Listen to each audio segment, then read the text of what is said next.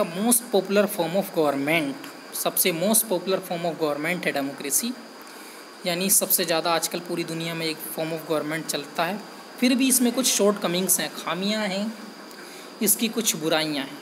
जब इसमें खामियां बुराइयों की बात आ गई है तो इसको जस्टिफाई करना है स्टेटमेंट को।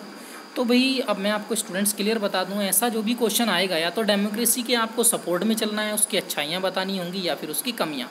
तो इसमें आ गया कमियाँ, तो कमियाँ आप वही गिना दोगे। इनस्टेबिलिटी है यहाँ पर, लो मोबिलिटी होती है, अच्छे लोग अगर जो जाना चाहें तो वो काम नहीं कर पाएंगे, कंपटीशन बहुत ज़्यादा है। डिले इन डिसीजन मेकिंग, भाई डिसीजन लेने में समय लगता है, डिसीजन तो लिए जाते हैं ठीक है, लंबा डिस्कशन लगता है, डिसीजन सही लिए जाते हैं, बट डिले टाइम तो बहुत लगता है भाई, 3-3, 4-4, 6-6 महीने लग जाते हैं। Bad decisions, most of the leader do not know the best interest, ठीक है, तो ज़्यादा अच्छा नहीं जानते हैं तो डिसीजन सही नहीं आ पाते हैं। करप्शन बहुत ज़्यादा होता है यहाँ पर, कंपटीशन है, पॉलिटिकल कंपटीशन, तो कुछ भी मसल पावर, मनी कुछ भी यूज़ करते हैं इलेक्शन जीतने के लिए। इलिटरेट, पॉलिटिकली अनकॉन्शियस वोटर्स पूरी तरह से जानते नहीं हैं, बस जिसको वोट दे दिया डाल आए, तो इससे रॉन्ग कैंडिडेट चूज़ होके आ जाते हैं। Why's democracy considered to be the best option, democracy को ही फिर बेस्ट ऑप्शन क्यों माना जाता है, तो अब आपको इसमें अच्छाइयाँ लिख देनी है, क्योंकि अकाउंटेबल गवर्नमेंट होती है, ये जिम्मेदार होती है, अपनी जिम्मेदारियाँ निभाती है, क्योंकि रिप्रेजेंटेटिव गवर्नमेंट है, लोगों के विशेष इच्छाओं के अकॉर्डिंग काम करती है, लोगों के वेलफेयर के लिए। Based on the consultation, discussion, जो भी डिस्कशन होते हैं कंसल्टेशन किया जाता है, सारे लोग मिल के डिस्कशन करते हैं, जितने भी हमारे रिप्रेजेंटेटिव होते हैं, तो वो डिसीजन सही आते हैं, फ्री एंड फेयर होते हैं, किसी भी तरह की करप्शन से उसके जो भी लिए जाते हैं डिसीजन, वो सब उनके डिसीजन के प्रोज एंड कॉन्स, फ़ायदे और नुकसान देख कर लिए जाते हैं। डील विद डिफरेंसेस, अच्छी तरह से डिफरेंस से डील करती है, जो रिलीजन के, धर्म के लोगों के बीच में डिफरेंस है उनके बीच में अच्छे से ये डील करती है democracy.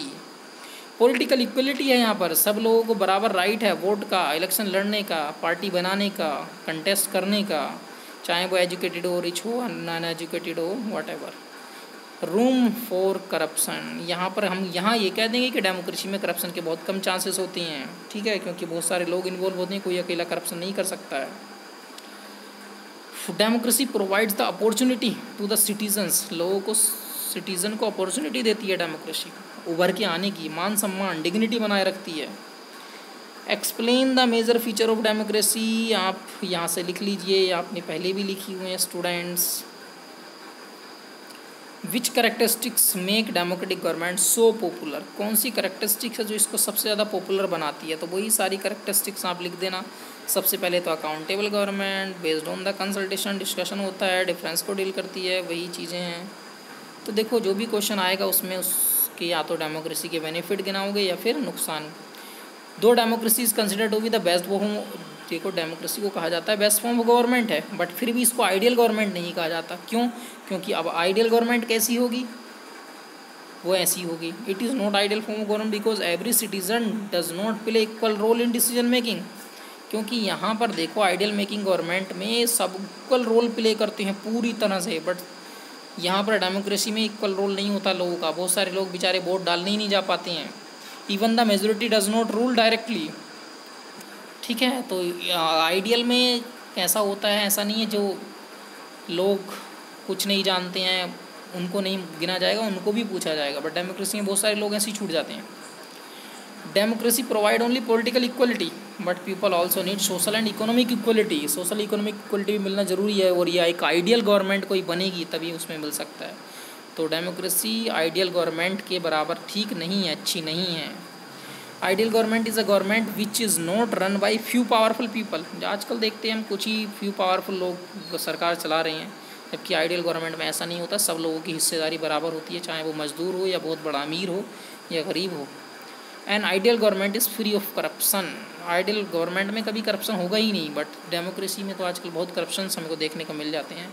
Ideal government is a government where there is a gender equality, gender equality होगी, मेल और फीमेल बिल्कुल बराबर होंगे, पर आज के समाज में डेमोक्रेसी है बट फिर भी मेल फीमेल बराबर नहीं है, बहुत सारी जगह पर फीमेल को बेचारों को दबना पड़ता है, उनको बहुत बाधित हैं, परेशानी का सामना करना पड़ता है। तो आइडियल गवर्नमेंट, अगर ऐसी गवर्नमेंट होगी बिल्कुल अच्छी, तो वो डेमोक्रेसी गवर्नमेंट ऐसी है नहीं, आइडियल एक मान लिया कि ऐसा होगा ideal. Explain the representative democracy, why is representative democracy the most common form of government. ये हम पहले भी कर चुके हैं, आप आंसर्स लिख लीजिए स्टूडेंट्स, समझ लीजिएगा। ये आर्ग्यूमेंट्स हैं डेमोक्रेसी के सपोर्ट में और इसके अगेंस्ट में। 5 यू कैन राइट।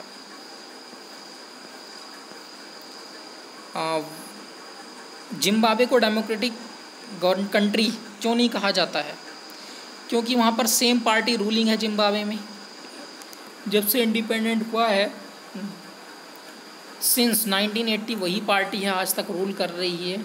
ZANUPF, इसके रॉबर्ट मुगाबे हैं सिंस इंडिपेंडेंस। तो एक ही पार्टी रूल कर रही है, तो कहाँ डेमोक्रेटिक हुआ? अनफेयर इलेक्शन होते हैं, देखो इलेक्शन तो होते हैं पर वहीं यही पार्टी जीतती है, किसी भी तरह से फ्री एंड फेयर नहीं है। कॉन्स्टिट्यूशन को बहुत बार यहाँ पर चेंज कर लिया इन्होंने अपने अकॉर्डिंग, मुगाबे ने, और इससे बहुत ज़्यादा करप्शन हो गया। अपने आप को इतना अकाउंटेबल नहीं समझते, जिम्मेदार नहीं समझते। ये इनके खिलाफ जो भी बोलता है इनकी अपोजिशन में, तो उसको ये दबा देते हैं, कुचल देते हैं। तो ये है, राइट टू फ्रीडम नहीं है, मिसिंग है बिल्कुल right to freedom. Independent judiciary वहाँ है ही नहीं कि कोई जज बिल्कुल एकदम अपना फैसला सुना सके, नहीं, कुछ भी नहीं है। सब कुछ मुगाबे की नी के अंडर में चलता है। How far the communist government responsible for the famine that according, China में जो आया था फेमाइन, बहुत सारे लोग मारे गए थे। तो कहते हैं कहाँ तक चाइना की कम्युनिस्ट गवर्नमेंट इसके लिए रिस्पॉन्सिबल है, तो ये आपको बताना है। तो देखो 3 करोड़ ऑफ पीपल वहाँ पे मारे गए थे इस फेमाइन में। इंडिया की इकोनॉमिक कंडीशन ऐसी नहीं थी, फिर भी हमने ऐसे ही फेमाइन को टैकल कर लिया था। बट चाइना ने अपने 3 करोड़ लोग उसमें मर गए इस फेमाइन में, क्योंकि चाइना की गवर्नमेंट अकाउंटेबल नहीं थी, उसने सही डिसीजन नहीं लिए जो इस टाइम पर डिसीजन लिए जाने चाहिए थे। क्योंकि वहाँ पर एक फ्री एंड फेयर इलेक्शन नहीं होते हैं, कंप्लीट डेमोक्रेसी नहीं है जैसे यहाँ पर हमारे यहाँ पर existence of democracy in India है। वहाँ पर इंडिपेंडेंट जुडिशरी नहीं है, हमारे यहाँ इंडिपेंडेंट जुडिशरी है, जजमेंट लिए जाते हैं। चाइना में ऐसा नहीं होता है। तो ये हो गया students. Okay, goodbye students. आप यहाँ तक क्वेश्चंस कर लेंगे। ये आपका क्वेश्चन ऊपर हो चुका है, यही वाला, इसी बस यहीं तक करेंगे, ये डबल हो गया है। Right student, okay good bye.